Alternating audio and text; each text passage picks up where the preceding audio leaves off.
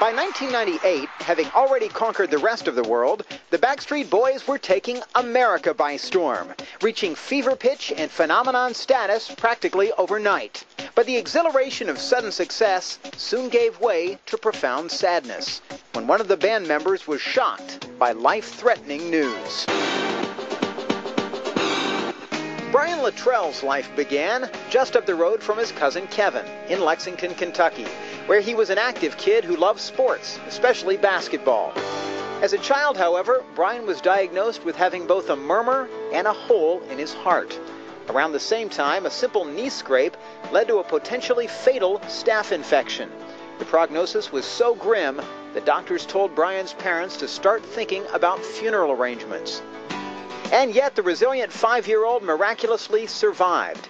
The congenital heart condition, though, would ultimately need repair.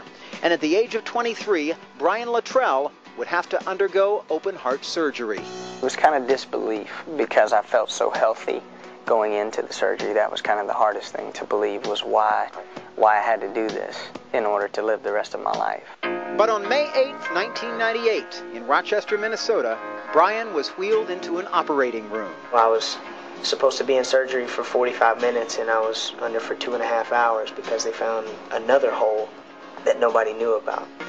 Despite the complications, when we spoke to Brian 2 years ago, shortly after the surgery, he appeared to be on the mend and in high spirits, even willing to show us his scar.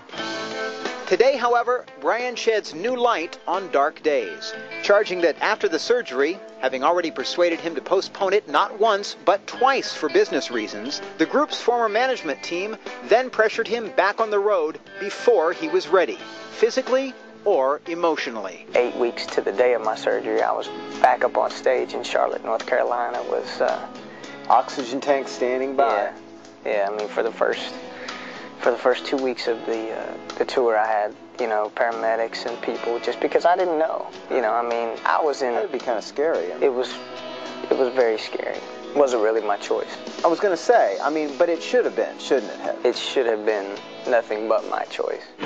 Throughout the ordeal, Brian, a devout Christian who one day wants to record gospel, says his faith in God never wavered. His faith in mankind, however, was shaken.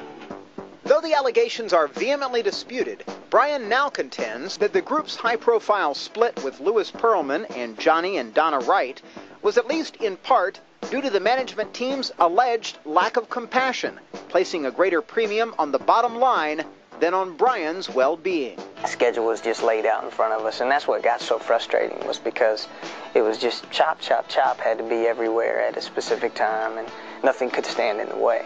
And if our management would have planned with us instead of planning by themselves, we wouldn't have been in this situation. In the end, the Backstreet Boys walked away from that situation, bidding farewell to those who groomed them for fame, but who also, they say, betrayed their trust. The experience, both the surgery and the fallout, was a lesson learned, Brian hopes, not only for himself, but for his fans as well. They realized a little bit through me, I think, of what hard work is. A lot of people think the entertainment business is such an enjoyable thing, and it's glamorous, and it has its perks, but there's real life behind all of it. Oh my God, we're back again. On stage, AJ sells sex. But off stage, 22-year-old Alexander James McLean is romantically involved with one woman. Though unlike Kevin and Brian, he's not yet engaged. Amanda Latona, formerly a member of the aspiring girl group Innocence, has a track record of keeping things in the Transcon family, with a list of ex-boyfriends that includes members of both NSYNC and LFO.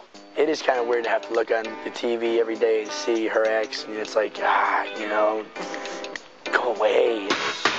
Go away? LFO maybe. NSYNC, no time soon. But there is one central figure in AJ Mclean's life who regrettably did go away. My father was never really talked about a lot growing up. When AJ was just 4 years old, his parents divorced and his father virtually disappeared.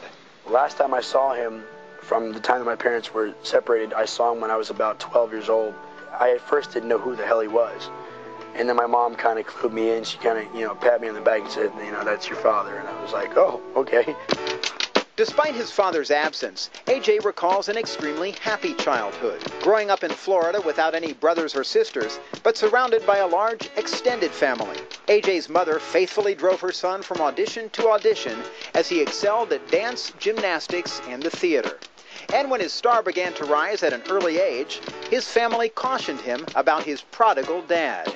My family continuously filled my head with, you're going to be successful, you're going to make a lot of money someday, you're going to be a big superstar and all this stuff. And they also said, your dad's going to come looking for you when he sees the little dinner bell ring and he sees the, cha-ching.